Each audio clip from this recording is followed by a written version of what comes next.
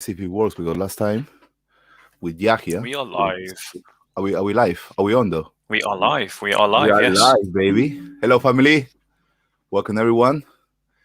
We got our brother Bob Sila in the house. Thank you both for coming. And we should kind of wait for people to jump in because. Well, I think JC that at this time, like loads of people are going to be at work. Yeah, of course. And then the people in America are behind us, so for them they're just waking up, and the people in Australia are asleep. So this is possibly like the worst time to do a live stream. But we're here now, so we might as well just go with what we've got, and let's go with what we got then. And then people can pick it up in the recording when they watch it later. Cool.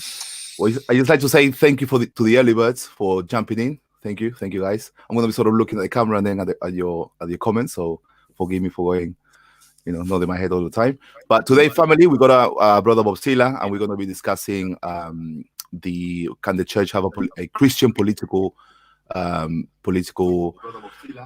vision? Let me just political vision. Okay, so we're going to run through some questions so that our brother Bob Sila can give us a much more clearer understanding of what he actually means by whether can the church have a Christian political vision.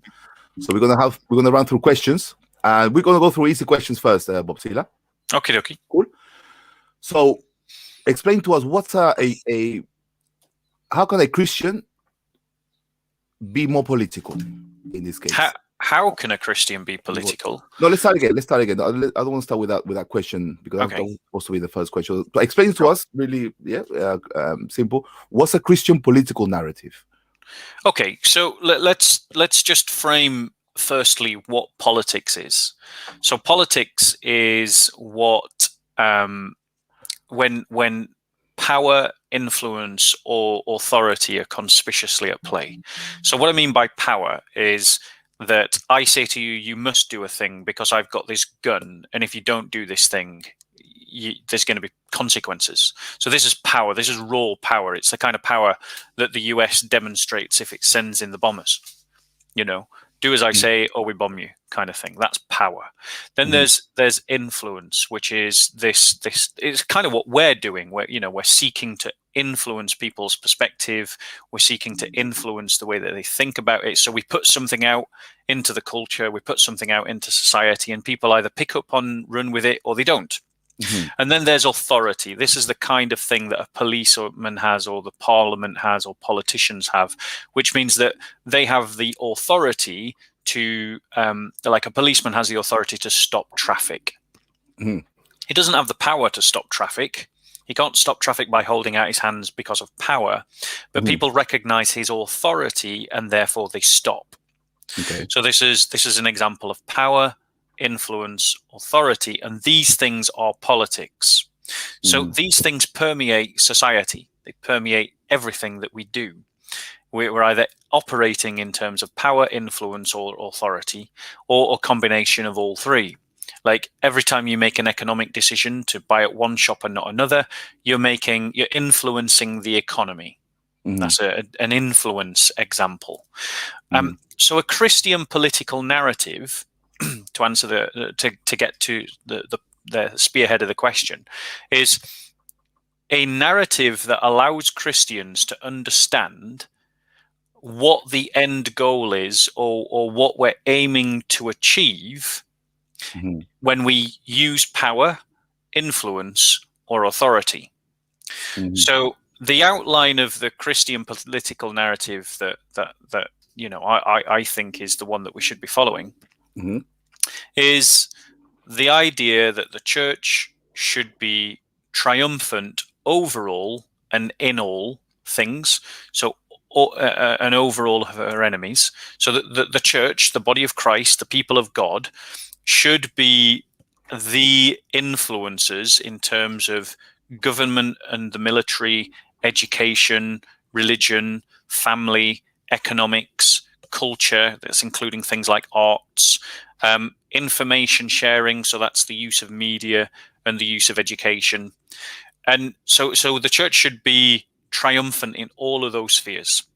And And we should have solidarity with ourselves, solidarity with the church. And that obviously means solidarity with the persecuted church, particularly. Mm-hmm. So I don't know if that answers your question or just throws out more questions for you. That kind of gives a sort of a clear idea as to what political narrative actually means. Now, whether this can be a realistic proposition, whether do you think governments can implement this narrative, that's something that I like to maybe understand a little bit more by this interview. So, I mean, you mentioned influencing the not just power, but also influencing regulations and policies. So, it is a way of. Are you essentially saying that this is how the church is dealing with politics at the moment? Or no, do you think the church is lacking that sort of, I don't know, that. So this at this moment in time, the body of Christ doesn't have a Christian political narrative. The body of Christ is involved in politics. So it is involved in influencing people. It is involved in seats of authority, offices of authority. It is involved in the use of power, though very rarely. But the reality is that the church very often, the body of Christ very often, isn't using a Christian political narrative to guide how it seeks to influence, how it seeks to use its authority. It's often borrowing from ideologies that are not Christian. So, it's either they're borrowing from nationalistic narratives like the idea of America First, or they're borrowing from socialist narratives, the idea of, we need to help the workers and stand in solidarity with the poor. And these two things are not a complete Christian narrative. They have elements, aspects, synergies, places where they overlap with what a Christian political narrative is, but they don't fully embody a Christian political narrative. Why is that? Why do you think that's lacking from politicians who are obviously Christians and who are not embodying or influencing that much? It's because of I mean, from a historical perspective, the Christian visions, certainly of European civilization, and therefore the civilizations that we went on to influence thereafter, like Latin America, the Christian visions of society died in Europe at the fall of Constantinople in 1453, which is the death of sort of an Eastern vision of society, and also the Peace of Westphalia, which happened in 1648 and ended the 30 years of civil war between Protestants and Catholics, in which 8 million people died. It was the most devastating war that we've ever really experienced up and before World War One. And the reality is, with those two dates, with those two events, Christians gave up on the idea of a Christian civilization, and identity became even Christian identity took second place to national identities. And for that, and that's been the case since 1648. That national identities have always been more important to how Christians think about how we operate in politics than their religious identity. And what we need to recover, and this explains why Christians who are in politics today aren't acting from a Christian political narrative, and that includes many bishops and it includes many teachers and so on of the faith, is because to them, a national identity is more important than a religious identity. And that's got to do, and do you think that's because governments are more inclined to find ways where they can increase the economy, they can improve the economy of the country? Do you think that's the reason why they are not sort of more influential in politics? So the reason why countries are obsessed with economy is because economy is connected to well-being of citizens, and it actually is connected to nationalistic identities. So if you look at Louis X, and you look at the Crusaders, for instance, they sacrificed their money for the cause of the church. Louis X basically sacrificed his kingdom for the cause of the church and the cause of the Holy Crusades. Whereas nationalistic politics is very much about our society, our civilization. So when, for instance, the Ottoman Empire was massacring Christians in Turkey at the end of World War I, the Western powers were basically like, we're done with war, we're broke, let's not do any more war. And so they were willing to let Christians die. And so and this comes about because of the trauma of the Reformation Wars. The Reformation War, the civil war between Catholics and Protestants, was devastating. The 30-Year War, as I say, killed 8 million people. It devastated Central Europe. It culturally traumatized the Christians and Christian civilization of the 1700s in the same way that World War I traumatized, and World War II particularly, has traumatized our culture. And so our culture often reflects upon World War I and World War II as these defining moments in our history. Well, the Christians of the 1700s saw the Reformation Wars as the defining event of their history. And the way that they responded to that trauma was to separate religion and politics and to elevate the national identity above the religious identity. And that's the history we're living in the back of, but it's buried under other layers of history that we've lost sight of as Christians. And the other layer of history that I hope we'll get onto is the fact that actually religion and politics coming together is completely biblical. It's completely in tune with Christian history and for what the church has been doing for 2,000 years. And what would you say are the political forces at play at the moment with which the church must contend with? Okay, so today, in our day and age, the political forces with which the church must contend are progressive ideology. So this is this idea of the God of the self being elevated. So if I declare myself X, Y, or Z and say you must call me X, Y, or Z, you can't argue with that. The idea that all religions are equal, that we want a pluralist, tolerant society that's multicultural. So progressive ideology is one of them, which is cultural Marxism, to give it another name. Cultural Marxism and progressive ideology are the same thing. Then you've got another big contender that we have to grapple with is Islam and Sharia law. This is, one of the most historical contenders to the church. And long after progressive ideology has collapsed into its own contradictions and hypocrisies, Islam is still going to be there, And then another narrative that's very challenging that we have to engage with is nationalistic narratives.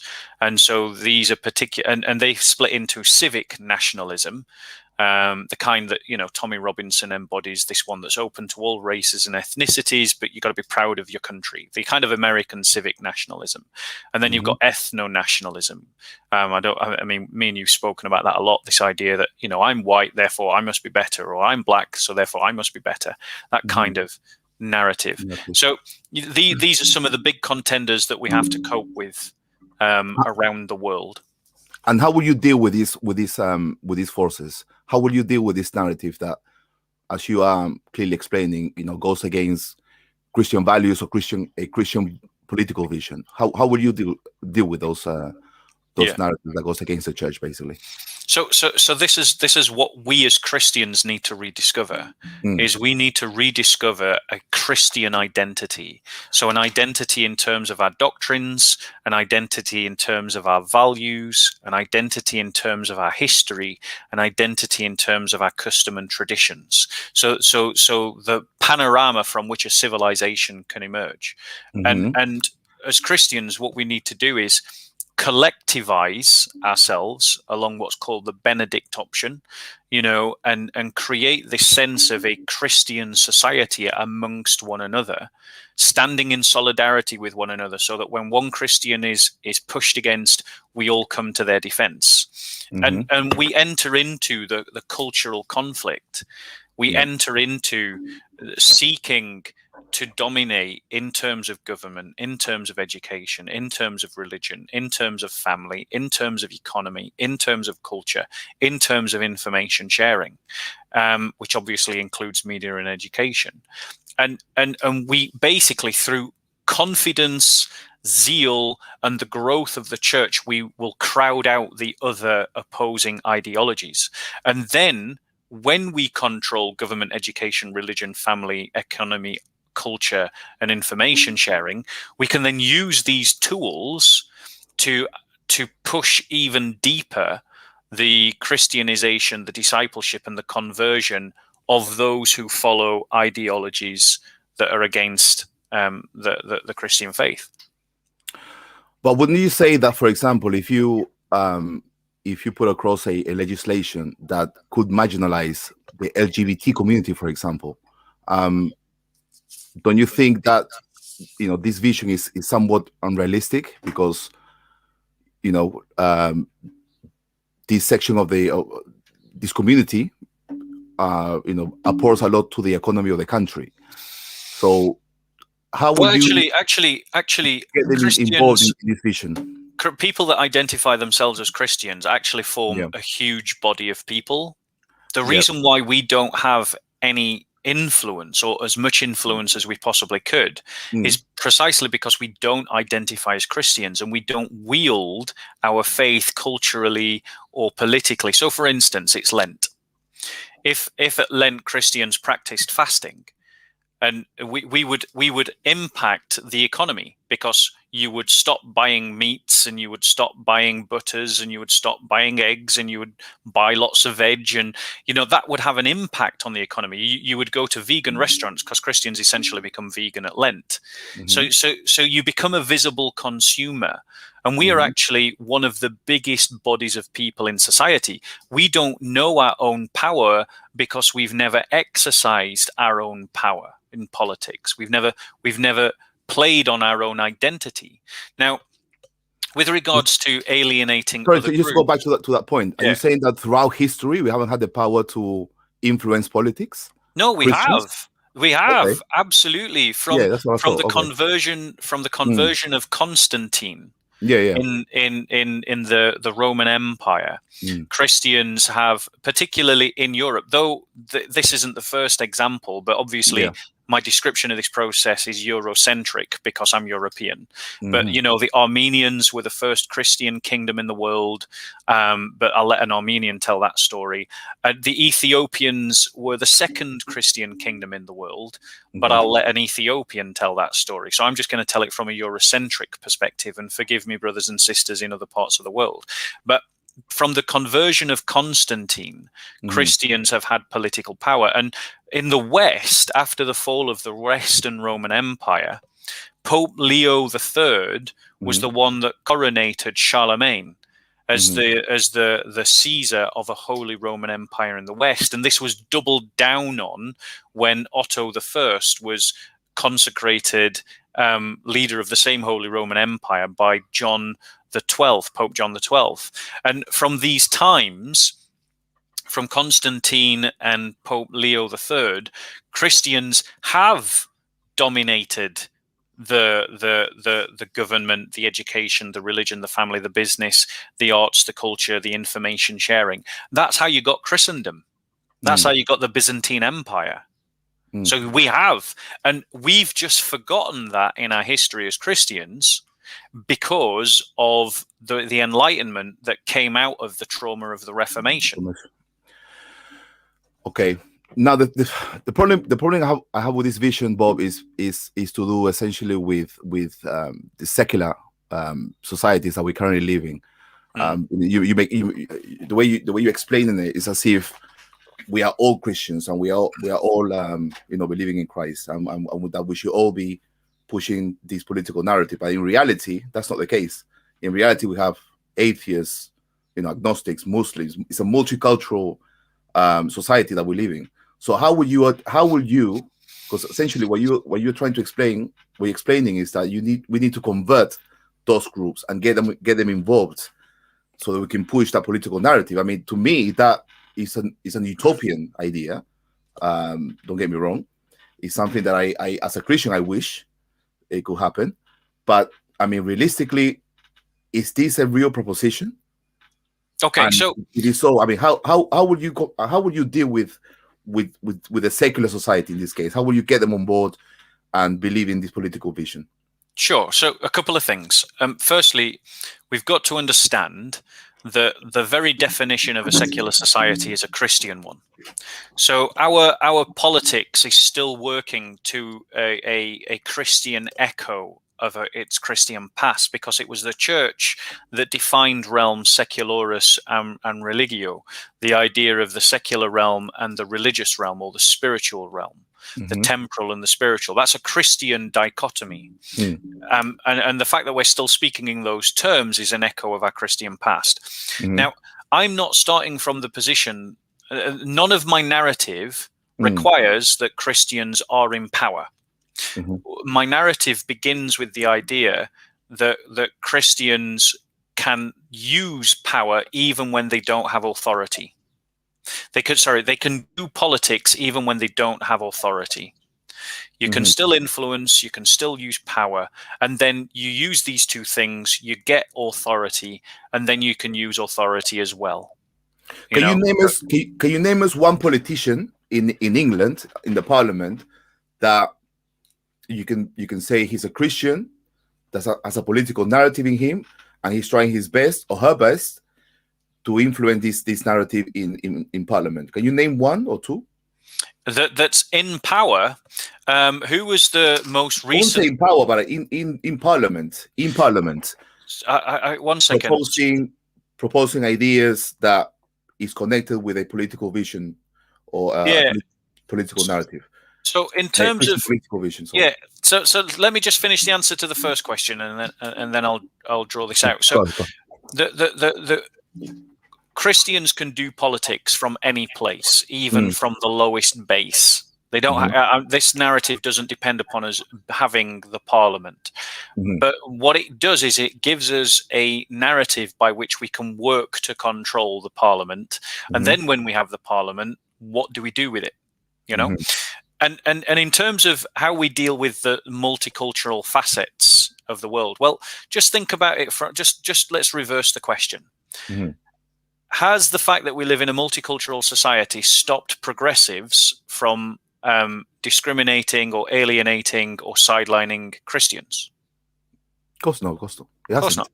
The reality is, whenever you redraw the borders, as the progressives are, there's always going to be groups that are in and there's going to be groups that are out.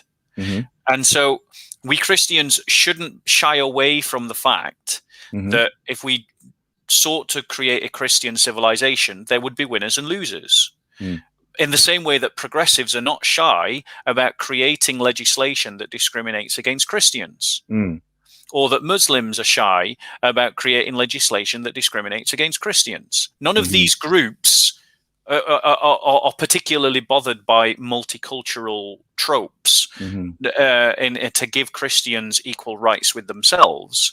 So we Christians shouldn't worry about being accused of, well, that's not very multicultural. But there'll be winners and losers. Yeah. Okay, but I mean, wouldn't the LGBT community, for example, wouldn't they say the same thing? Oh, okay, I'm being pushed these legislations that doesn't agree with my lifestyle, my worldview. I'm going to reject it. So, do you think it works both ways, both for the Christians and the atheists, Muslims? Yeah. So the thing is, they're not going to be agreeing with legislations that goes against the. But we Christians don't agree with the redefinition of marriage. We Christians don't agree with the apostasy laws. And neither of these two groups are suddenly going to abandon these precepts of their ideology just because we don't agree with it. So Well, the Pope we as agrees. The Pope agrees with same sex marriage. You know, and no, he he should be. doesn't. The Vatican just this week said that it will not bless homosexual marriages, Oh, really? Okay. and Okay. that was just this week. Okay. You know, Because first I understood them. You know, they want to adapt to the modern way of living, and therefore they want to sort of, you know, okay, like, if I they mean want to be, that will love is take. love between man and man, woman and woman, that's fine. Okay, And this get them is married. and Mm, actually it's good that you mentioned this example, JC, because this underscores the reason why Christians need a Christian political narrative. Because what is happening for lots of Christian fellowships is that they go on a Sunday, or they, you know, and they get some input that's Christian. But then, you know, your discipleship isn't just what you listen to. Your discipleship is what you interact with. And we are being discipled by culture. We're being discipled by the economy. We're being discipled by the institutions that we pass through. And the thing is, if we are not aware that culture and these institutions and the economy are being run by a political narrative, we can imbibe and absorb the presuppositions and the assumptions of that political narrative without even realizing it. And then at some point there becomes this conflict between what the teaching of the faith is and what we've come to believe, because we've been discipled through economy and through institutions and through culture, without recognizing the fact that there are principalities and powers at work in all of these things, demonic in nature, that are seeking to undermine the faith. And so we need to have a Christian political narrative and become politically aware as Christians to recognize that when we go into a Starbucks and we pay a Starbucks for a coffee, when their CEO said, if you don't believe in the redefinition of marriage, take your money out of Starbucks, that what we're doing is we're supporting an institution that's pushing a certain worldview. When we buy halal food, we're supporting an economy that pushes a certain worldview. So what we need to do as Christians is to consolidate and create our own kind of economy. And then get the rest of the world to cater for us. So why do you think Christian political, I would say, groups or parties have not been successful in actually getting into power, and so that they can easily, you know, influence this legislation, this vision? Why do you think that? I think it's because of a lack of joined up thinking. Like, you know, for instance, me and you, we're fighting in the realm of information sharing. So we're fighting in the realm of media, right? People like Sid Cordell, and I'm using UK examples. So Sid Cordell is, or was, at least the last time I checked, the leader of the Christian People's Alliance, which is a Christian political party. I think it's called the Christian People's Alliance now. Yeah, it is. Yeah, then you've got, you know, Christian Concern, that's working, you know, at pushing a Christian political battle in the courts. So it's connected to government. It's working through governments. It's a pressure group. The reason why Christians are not more successful is because too many Christians are not politically alive.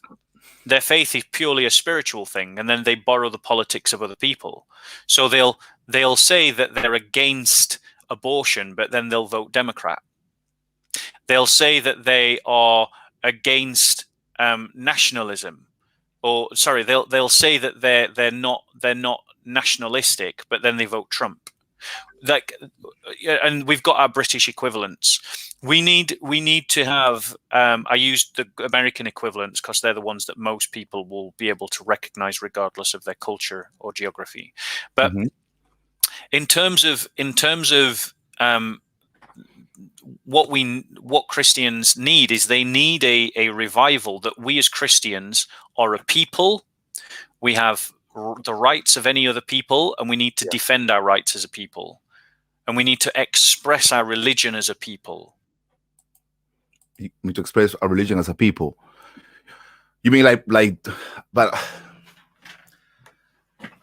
yeah, I mean, in England, I'm looking at in England at the moment, Bob. Yep. For example, in Latin America, we have a custom much the same as the Eastern Europeans, where we do our processions. You know, we do our Lent. Yep. Our traditions are very much embedded within us. Now, I don't see that in Europe, in Western Europe. I don't see England, or I don't see the Christians, for example, doing a Shia style, procession for Ali across London. I mean, I've been living in this country for almost 30 years, right? And I've never seen that type of expression, a Christian expression. Why do you think that is, Bob? Denominationalism, sectarianism. It's because whenever there's a good idea in one part of the church, it doesn't necessarily catch on with other parts of the church. And the way that we understand church as Christians in the West is so sectarian. It's me and my fellowship, me and my denomination. The sense of solidarity, of just coming together as Christians and standing with one another as Christians, is something that we need to re-educate ourselves in. The other problem that we face as Christians is we're spread out like too little butter on too much toast. We're like too little salt in too much water. We're too diluted.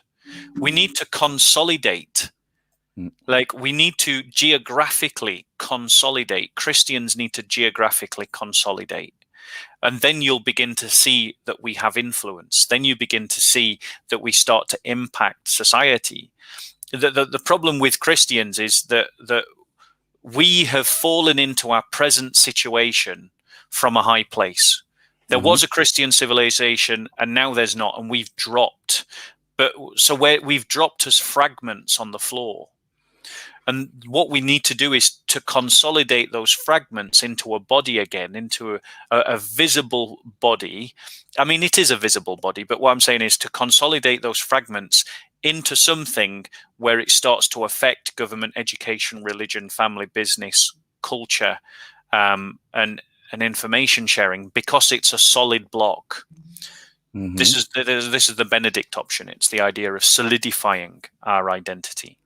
Because I think you touched on a point that I wanted to discuss, is this idea of denominational and being separate and not sort of working in as a family in communion, right? And how would you tackle this? Incorporating this into your Christian political vision. I mean, what kind of message will you, for example, be giving out, so that this separation, this mentality of I'm a Protestant, you're a Coptic, I'm a Catholic, we got different traditions or whatnot, so we don't really want to mingle with one another. I mean, how will you address that in light of this political narrative?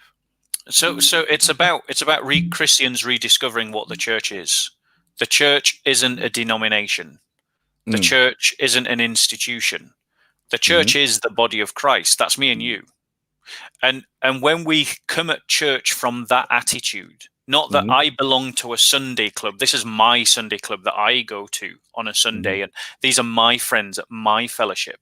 That kind of Sunday club mentality needs to be broken by Christians elevating their consciousness of their religious identity to say that anyone who calls upon Christ as their Lord, anyone who is a Christian baptized in the name of the Father, Son, and Holy Spirit, that they seek also to stand in solidarity with other Christians, regardless of denomination. So it's more about solidarity with the persecuted church, solidarity in good works, solidarity in evangelism, solidarity in baptism, solidarity in honoring the saints. Because even Protestants honor the saints.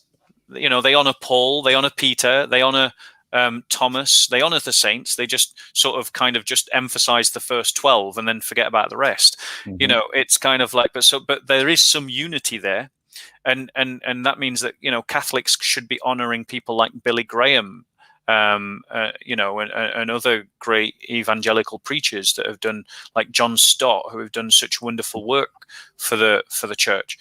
So it's about getting past our Sunday club Christianity and understanding our identity as a people of God, the church, of which we have our institutions, we have our particular Sunday clubs, but these are secondary to the importance that we have as being brothers and sisters in together. So it's kind of moving from the Sunday club model of church, which is what most people experience, to the Bruderhof or Mennonite or Amish model of church. And there's a happy medium within that, which is kind of understood by a group, a network called the Sword of the Spirit, which is a network based here in London, where you've got Christians who go to individual Sunday parishes, but then the other 6 days of the week, they're living their life together as community, going to one another's houses, helping one another, supporting one another, being Christians to one another,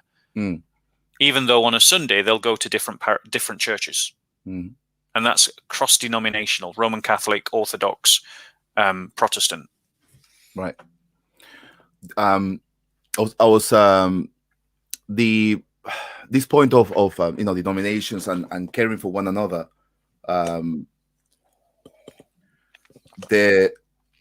This anti-Catholic sentiment that this channel has been witnessing for the past 2 weeks, 3 weeks or so, not just on this channel but also on Discord, is somewhat embarrassing, to say the least. So, but it's not surprising to me, Bob. Why? Because Judas walked, talked, ate with Jesus. He saw the miracles, he saw his good works, but yet he was tempted. He caused division. So if that happened in the first century, then why should we be surprised that it's happening right now? Exactly. So the thing is that the church is never going to be perfect. So really, this is a call for Christians to work with the willing. If you agree with what I'm saying, work with other Christians who agree. And the thing is, if we pull together the oddballs, the kind of the Catholic anti-Catholics or the anti-Protestants, eventually they'll just find themselves in an ever shrinking club, and where they'll become irrelevant. We will become relevant, they will become irrelevant. Because if they want to just weaken themselves by constant division, that mindset will just lead to more division, even in their own camp. Which is what's happened with Protestants. Generally, Protestants have just divided and then divided and then divided and then divided, and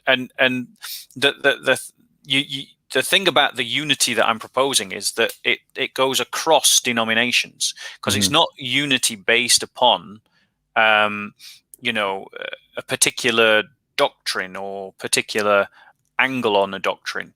It's unity based upon the idea of, as Christians, we want to stand in solidarity with one another, and we want to stand in solidarity particularly with persecuted Christians. So there's a special emphasis on the persecuted church, a special emphasis on the martyrs, a special emphasis on those who are suffering for Christ, and letting that be the sources of our unity. That when Christians in Pakistan are blown up because of some Islamists, it doesn't matter whether they're Protestant or Catholic or Orthodox. The fact is they cried out to Jesus and they were murdered for it, and we should stand with them. Amen.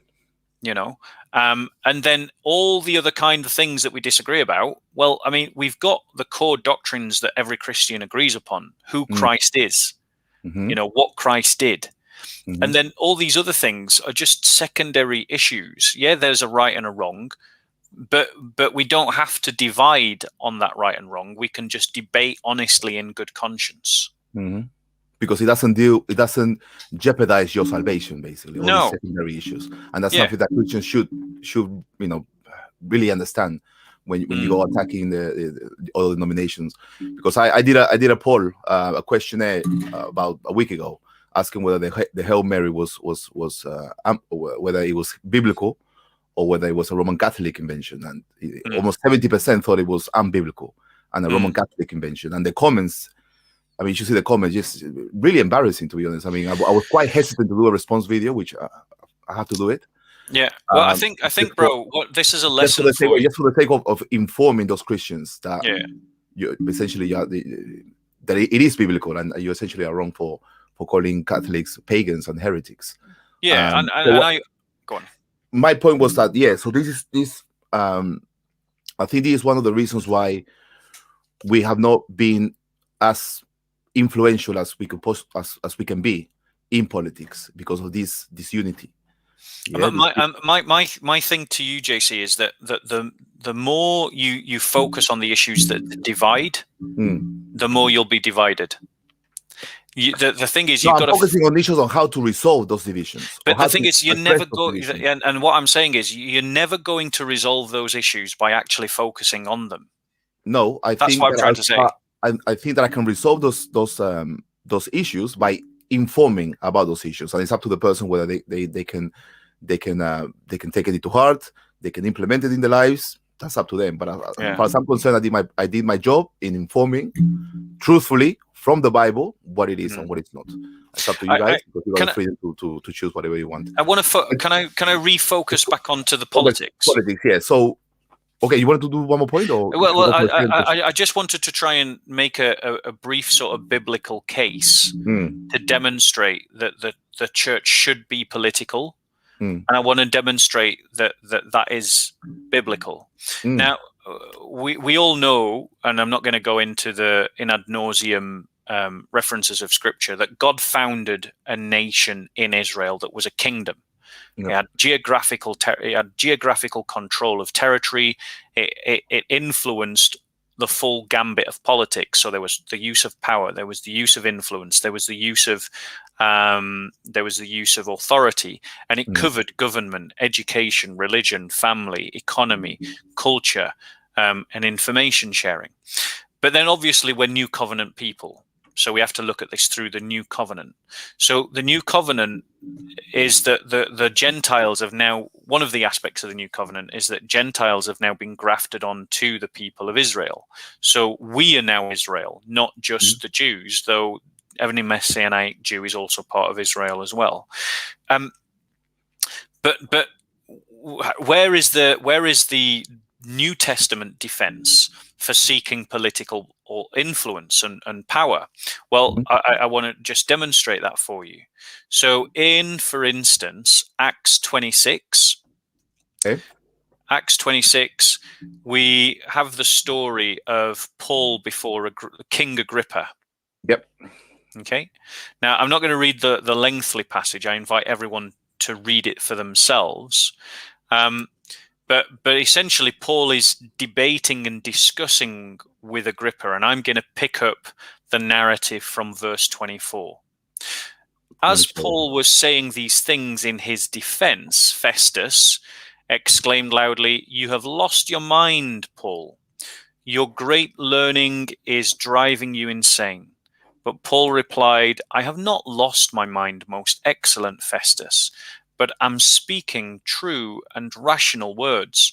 For the king knows about these things, and I am speaking freely to him, because I cannot believe that any of these things has escaped his notice. For this was not done in a corner. Do you believe the prophets, King Agrippa? I know that you believe."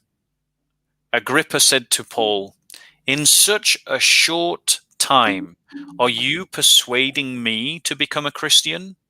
Paul replied, "I pray to God that whether in a short or a long time, not only you, but also all those who are listening to me today could become such as I am, except for these chains." So that's King Agrippa and his royal court. And Paul is saying, "I want you all to become Christians." Now, let's just think about this for a minute. If King Agrippa had become a Christian, would he have stopped being a king? Of course not. No. So then you would have had a Christian king, wouldn't you? Yeah. Suddenly we've got a situation where the apostles are seeking to convert the government, and the government would then be Christian. So what kind of laws would a Christian king pass if they're a good Christian king? Well, laws that goes with Bible, with the scriptures. There you go. And this is exactly what happened in Armenia. This is exactly what happened in Ethiopia. And at Constantine and at Charlemagne, this is what happened in Europe. It's just that Paul tried it and failed in his own lifetime, but later apostles who reached out to later rulers succeeded where Paul failed. So Paul has sought to influence and establish a Christian kingdom. Right. Now, let's just look at another example, which is the arrest and trial of Peter and John in Acts chapter 4. Yeah. When they're arrested for preaching the gospel. Now, when he is arrested, he's brought before the Sanhedrin. Yeah. Now, he describes the Sanhedrin as the rulers of the people. I just want to see if I can find the exact verse for you. Bear with us 1 second. So verse 4-9? 4-9? From chapter 4, it's from 1 all the way to the end. Let me just see if I can find it where it says that they were... Right. On the next, from verse 5, on the next day... Yeah. Their rulers, elders, and experts in the law came together in Jerusalem. Annas the high priest was there, and Caiaphas, John Alexander, and others who were members of the high priest family. After making Peter and John stand in their midst, they began to inquire, by what power or by what name, so what authority did you do this? So this is a question of power and authority, and it's being asked by the rulers of the people, the rulers and the elders. Then Peter, filled with the Holy Spirit, replied, and he goes on to give a defense of the gospel. But then as you go on in this story, the leaders of the people command the apostles not to preach the gospel. And in verse 19, Peter and John replied to them, not to speaking, and they came to them. This is in verse 18 and 19. And they called in and ordered them, that's Peter and John, not to speak or teach at all in the name of Jesus. But Peter and John replied, whether it is right before God to obey you rather than God, you decide. So the apostles are saying that, I mean, Peter and John, they respected the Sanhedrin as the rulers of their people, but they said, if you ask us to do something that's unchristian, we're not going to do it. We're going to be lawbreakers. You know, so they're saying that there are limits on. So you've got Paul who's trying to convert a ruler, so that would result in Christian laws, and then you've got Peter and John saying unchristian laws we won't follow. So that's political. If you're saying you're not going to obey a certain law, that's a political action, and it requires a political narrative.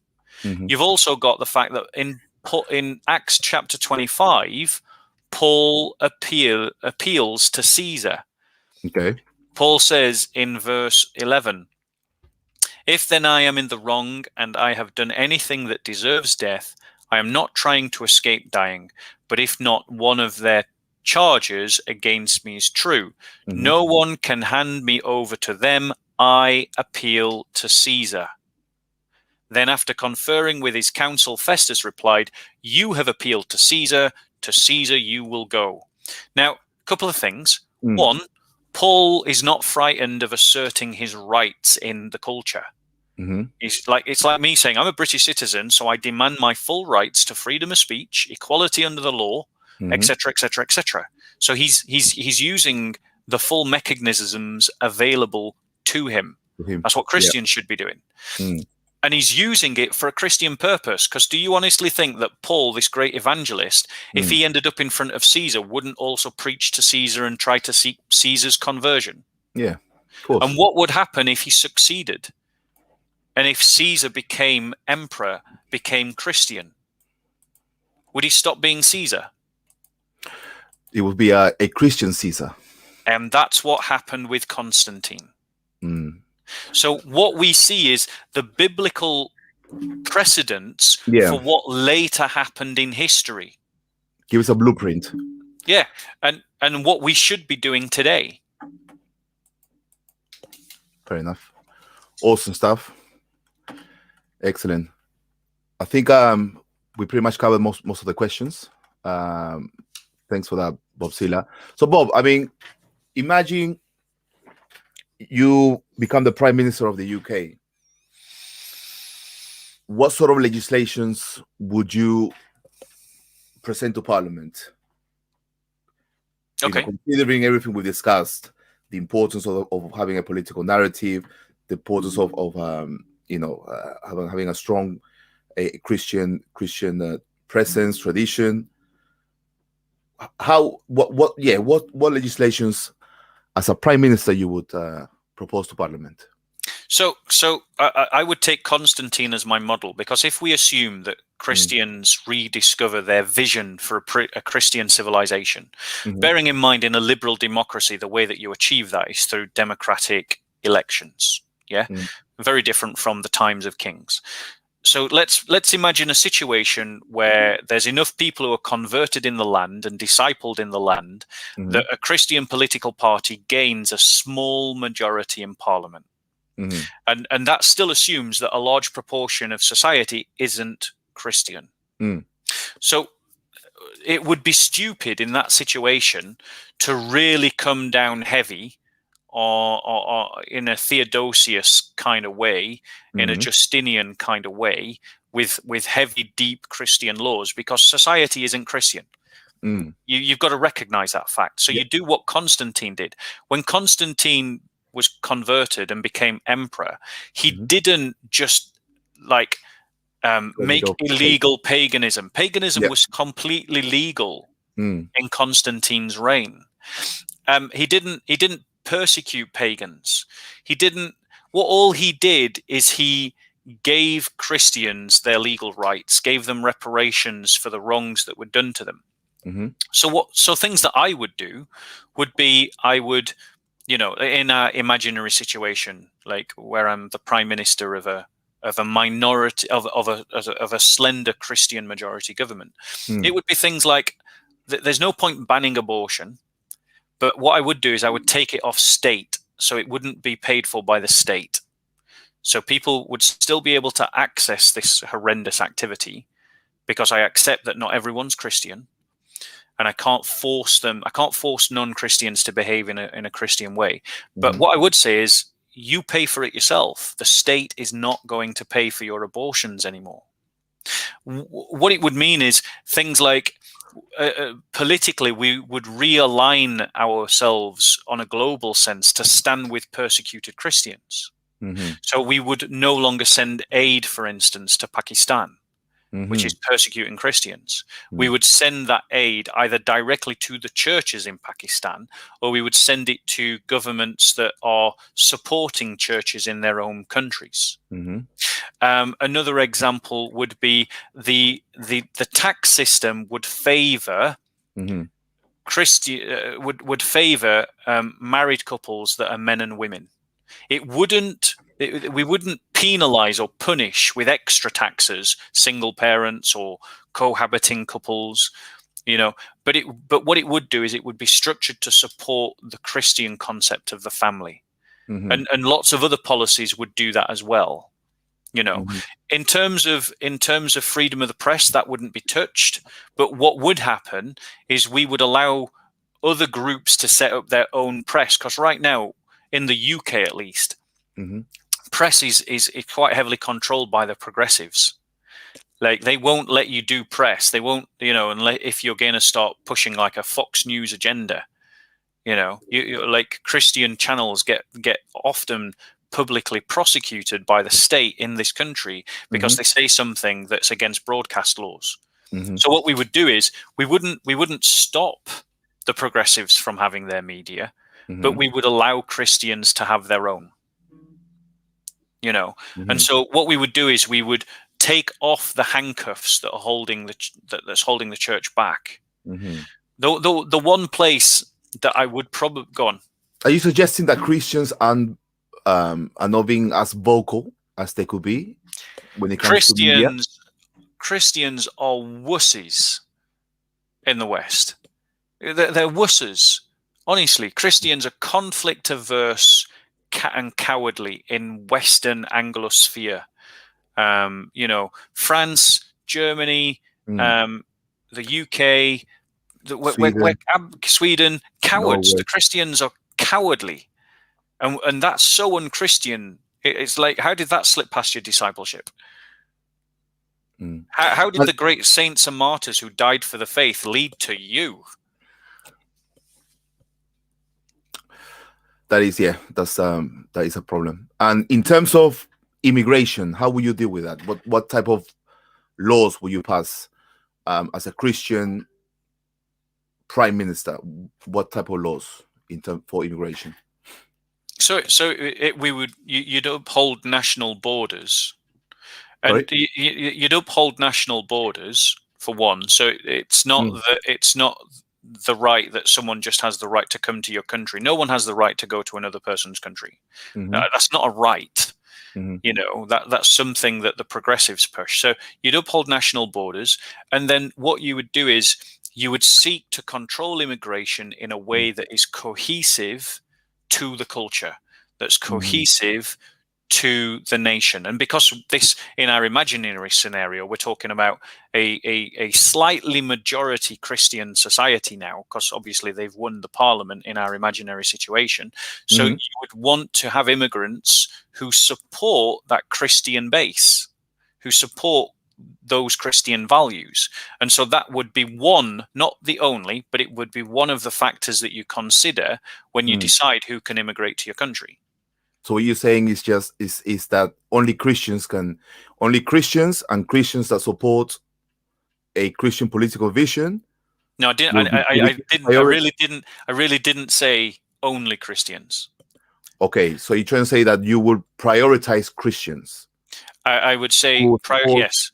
You prioritize Christians first, but you wouldn't exclude others.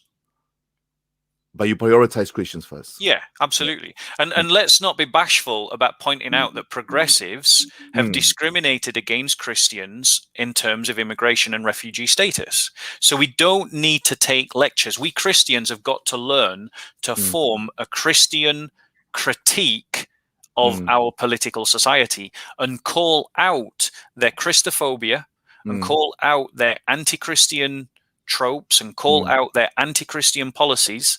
And do a much better job than we are doing and speaking about that. Like, for instance, what happened with Aisha Bibi. Yep. If anyone needed asylum, it was Aisha Bibi. And did the British government give it to her? Nothing. And exactly. And that demonstrates why we should not take lectures from the progressives about, well, you're Christian. Not everyone's Christian. Well, not everyone's progressive. Numbnuts. It's kind of like, why should we accept that kind of lecture from people that don't even practice that kind of principle? Yep, fair enough. So we touched upon immigration. What about the? Of course, we talk on abortion and immigration. So any other legislation that you would that you think could so the thing is a Christian political narrative doesn't give you a manifesto. A Christian political narrative gives you the story from which a manifesto could emerge, but the manifesto, i.e. your individual policies, would emerge based upon what's going on in your society at the time. So for instance, let's use some current examples. We've talked about abortion. We've talked about geopolitics and aligning with persecuted Christians. We've talked about aid. We've talked about immigration, and we've talked about it in very tokenistic ways. I mean, let's be serious. We're not really hashing out an actual manifesto here. We're giving examples of how a Christian narrative would impact a policy, but that's something that even Christians could debate. Another thing that would be very essential to a Christian political narrative, and this is where lots of Christians get confused, is that you would help the poor. Like that's absolutely essential to a Christian political narrative, is to assist the poor and to alleviate the suffering that poverty causes.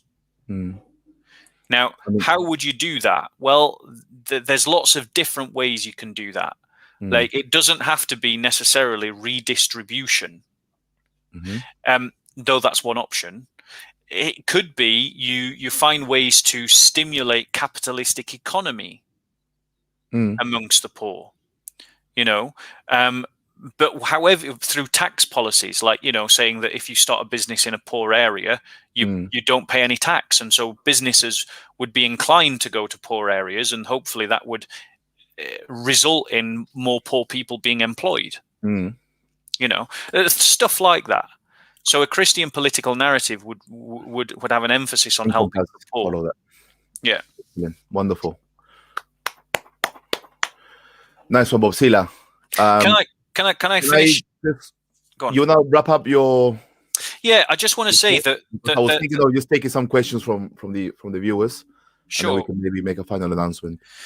So cool. This idea of rediscovering a Christian political narrative is not actually, you know, my work. There's lots of Christians that have clicked onto this, various different degrees. So I think there's a guy called Landau who talks about Seven Mountains Dominion theology. You've got the New Apostolic Movement. You've got Francis Schaeffer. Like, and you know, I'm not saying that you should accept these as total packages. You know, but what I'm saying is that there is this awakening amongst Christians that actually we lost something in the 1600s. We lost something in the 1400s that we need to recover. And this is this vision of a Christian civilization, which is to what, in a very fragmented way, the Christians in Poland are doing, and the Christians in Hungary are doing, and the Christians in Romania are doing, and the Christians in Russia are doing, you know, to various degrees of success and to various degrees of purity. But this is something, if the Russians can rediscover their Christian identity, why can't the English rediscover theirs, or the Puerto Ricans rediscover theirs, or the Peruvians rediscover their Christian identity? Why not? And why can't we have societies that reflect that? I mean, right now we're having presidential elections in Peru.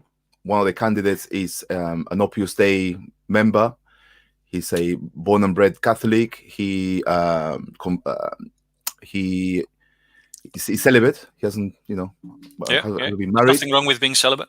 Not at all. But however, because the country, the society is essentially a macho society, they see that as some sort of weakness, and, you know, not really considering his proposals.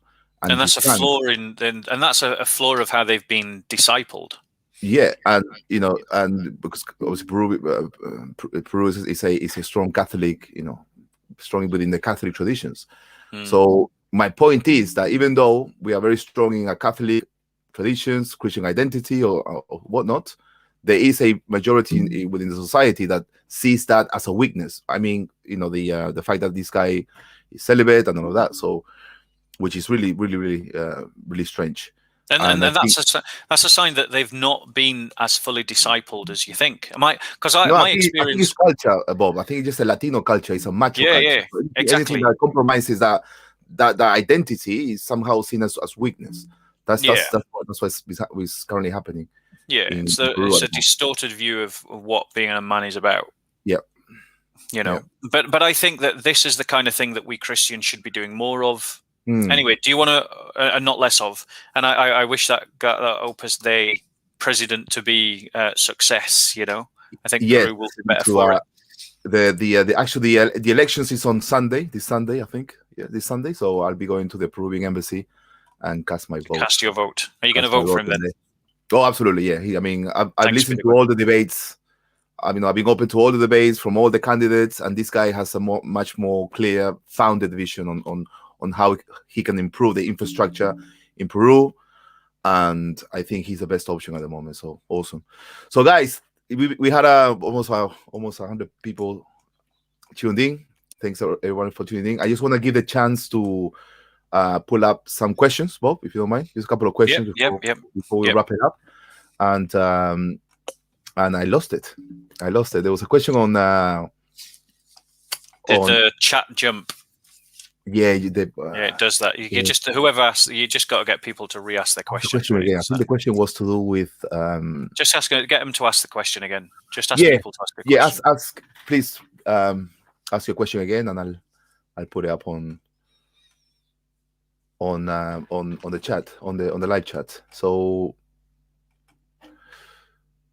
no questions. Okay, I think it was to do with widows. How would you help the widows if you came to power? Yeah, I want to be clear to people, because I think lots of us are not used to thinking politically. The point of a Christian political narrative is not to define every individual policy. Yeah. The point of a Christian narrative is to define the remits in which you create your policies. Okay. So helping widows would definitely be an important question for a Christian government and for a Christian political narrative. But this discussion here is not to define every particular thing. But I think one of the obvious ways that you can help widows is through taxes. Okay. Through taxes and pensions and stuff like that. So basically getting 2 paychecks. If someone, I'm thinking, if the reason why the widows were important in the biblical text is because when your husband died, you basically you had no income, and widows were a very vulnerable part of the poor. So it may not be the case.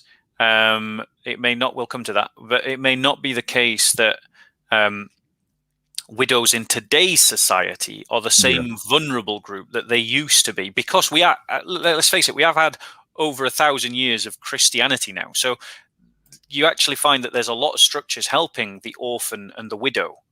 So who's the poor for us? Who's economically excluded? How do we help the economically?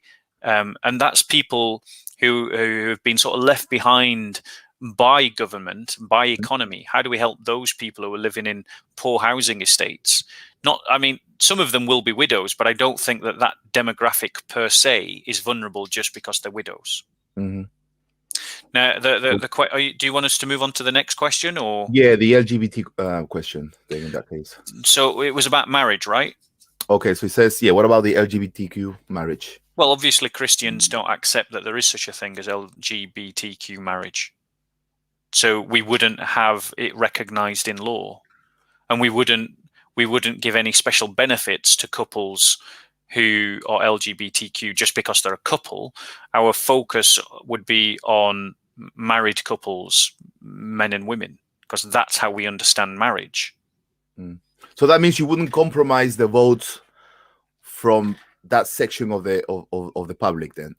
Well, so if we compromise, saying, okay, we can sort of be flexible when it comes to marriage. Well, I'm not advocating persecution of LGBTQ people. I'm not saying that we should go out and start kicking down the doors or anything. I'm just saying that Christians define marriage in a very specific way, and therefore, in our imaginary situation in which we've got this small, just Christian parliament, and therefore a Christian government, they would pass laws that would recognize and it may even be wise or advisable at this point in our imaginary situation to not redefine marriage again legally, but just redirect economy towards heterosexual couples, married couples. But yeah, certainly from a Christian position, you couldn't introduce the idea of a redefinition of marriage. Marriage is a sacrament, and therefore it's defined by the church, not by the state. There's your question, Victoria De Santi. Thank you for joining us. Okay, I think we've got one more question. Let me get one of the best questions. I think it's okay. So why do churches don't speak more about fertility rates? Saying has a total of from 1 to 9, which shows that the Christian family model is dead and needs to be resurrected. Yeah, I mean the fertility rates are a thing, Mm, but when you talk about them, it's the people that shout the loudest about these things tend to be ethno-nationalists, and mhm, so the problem is when Christians start talking about these things, mhm, it can very easily be cartoon and characterized as being, mhm, oh, you're an ethno-nationalist, but fertility rates are an issue, mm, for European civilization. But the reality is that the church is not just a European project. If Europeans don't want to marry and have children, but we say controlled immigration to bring, that prioritized Christians from Latin America and Africa. Well, if Europeans have given up on marriage, but African Christians and Latin American Christians haven't given up on marriage, then I've got no problem with the UK and this part of the Northern Hemisphere becoming majority African, majority Puerto Rican. For me, what's mm, important is that it's Christian. But yes, Christianity is something that esteems the family. And the fall in fertility rates is connected to a whole host of different things. It's not a conspiracy. It's the fact there's a number of different things that are happening. One, sexualization. Two, education. Three, economy. These things change your aspirations. mhm, They change your and also technology. They change your aspirations. They change your possibilities. They reduce the amount of time that you've got, and they they basically they create the kind of culture that we've got. So people want to have sex, not children. They yeah, want to have a series of experiences, not a family. Even those that do want a family, they've got to juggle all the various different things that we do in our lives these days. And so it's harder to find a family. And even when you find a family, you have less time to raise a family. And also, and this should not be misheard, yeah, but women's education has also meant that women themselves aspire to put off families mm, for longer mm, because and I'm not trying to villainize that or criminalize that, or demonize it in any way.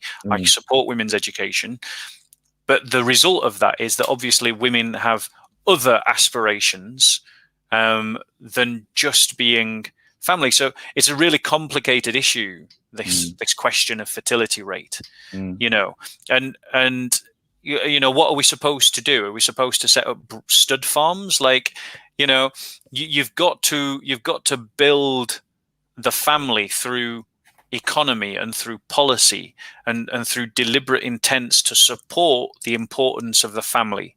And the church can do that amongst its own community, regardless of what the government does. But mhm. we need to organize ourselves in a way that isn't Sunday club Christianity, but Way more of like life. Benedictine sword of the spirit Christianity, that kind of network where you're a community, and in that community you support your families, and then you that demographic will take off. Fair enough. Thank you for the answer, Janka. Thank you for your question, bro. Yeah, I think you're a brother. Cool. I think this is the last question, and then we're gonna announce a little giveaway for everyone tuned in. And this last question, Bob. Okay, so Bob, how would you deal with issues of equal representation in a Christian-dominated society? So I'm not sure which groups they mean by equal representation. So I'm going to assume that since he says a Christian-dominated society, that Mm-hmm. he must mean different Christian groups, because obviously there are different Christian groups. Mm, And I think democracy is a perfectly good vehicle to do that. mm, A democratic system is a perfectly good way for different groups to get themselves represented. So it would be through the mechanism of democracy that mm-hmm. different Christian groups could stand with different understandings of what a Christian society needs to look like, and they can compete for envisioning that out, just in the same way that throughout the medieval period, the different kings and the different emperors understood how they should be a Christian king or emperor, and so their policies were different. Constantine was very different from Justinian or Theodosius. So it would be. I think that democracy and democratic systems are quite effective in terms of equal representation. It's kind of like you earn it. Cool. Okay, Bob. I'm going to go to a couple more questions, and then we're going to wrap this up because you found some more that you really want to talk about. Yeah. I just went up the yeah. Okay, cool. So this one is from Jose Martin. Hola, Jose. Saludos. So what can I do this Sunday in the Catholic Church to illuminate the Church's triumphant political view? What I would say, bro, is you invite those. Something that any Christian can do right now, right, is you could share this video. That's something you could do this Sunday. Another thing that you could do is you could invite your friends from your fellowship another time to get together over some, pizzas and beer, or a cup of tea and some sandwiches, or whichever your fancy is. You watch this video and you discuss it. Because the thing is, we start to change things when we open our horizons and when we talk about things. This is why political correctness is such a powerful tool, because it controls the way you think about the world through the way you talk about the world. And this is why freedom of speech is so important, because what it allows us is it allows us to redescribe the world. And so we Christians, we start anything, human beings start anything by talking about it and imagining it, and then you start working towards it. Excellent. So that's something you could start today. Share the video, Jose. Compártelo con tus amigos, and ask them to subscribe to Bob and to SOCO. Excellent. So this is a very last question, family, and because we need to go. Cool. So some says, why doesn't the Catholic Church get more involved in politics, Bob? The Catholic Church is very involved in politics, but the Catholic Church has been humbled because of the Reformation Wars. So the Catholic Church nowadays is very shy to be political because it is so villainized in terms of the sorry, bear with us 1 second. It's so villainized in terms of what's happened in the past. So the Enlightenment tradition has villainized very much the Christian faith, and particularly the Catholic Church's role in politics. And so for that reason, they're very shy about being political. But the reality is that the Catholic Church is still involved in politics. There is loads and loads of Christians. There are loads and loads of Christians who are involved in politics and doing political things who are Catholics, and that is the church. You've just spoke about an Opus Dei guy in Peru. So it's not that the Catholic Church doesn't get involved in politics. It does, but very often it's very shy about it, and it's not very brash because it's been humbled through history and has been villainized in modern culture. So whenever you talk about Christians getting involved in politics, where does everyone's head go? Oh, the Crusades. Oh, the Inquisition. Oh, the witch trials. And it's all like they're written on, Galileo Galilei, burning heretics. And it's all these tropes get brought out immediately. They all seem to forget that the Catholic civilization built the democracies, built the legal system, built the educational system, built the welfare system, built the modern science. Everything that we are is based out of and emerged out of a Christian civilization, either a reaction to it in the Reformation or directly from it in terms of the Catholic Church, particularly in the West. Excellent. Wonderful. Thank you, Bob. Thank you for coming. Thank you, everybody. Thanks for having us. Thank you for everybody for tuning in. So family, thank you all. Make sure you obviously share this video with all your friends or your family, and ask them obviously to join us and to subscribe to the channel. A little giveaway to the family. We're giving away these t-shirts. Those Volt. This one as well. We got these. Also in black as well. We're giving them away. Got that one on. Yeah, I've got that one on. Yeah. Well. So we're giving them away, family, as a way to say thank you for all your support for the past 3 years that we've been doing this. And so yeah, I just want to ask you a quick question. So if this video gets 5,000 views, by obviously with the metrics that we have, we should easily get to 5,000 views. So if you get to 5,000 views by tomorrow, I'll be picking up 3 answers from this question. So the correct answer, I'm going to select randomly from the comment section. And the question is this, right? So let me start again. Bob's first debate at SOCO was against a Muslim, a Kemet, or an atheist. Muslim, Kemet, or an atheist. Who did he debated? And I don't want the name. I just want to know the ideological background, and then I want to know the topic for that debate. So I'm looking for SOCO's Bob's first ever debate at SOCO. Who did he debated? Was it an atheist, Kemet, or a Muslim? And what was the topic? And the correct answer. If I answer that question, do I get No, a prize? You don't get nothing. He gives me nothing.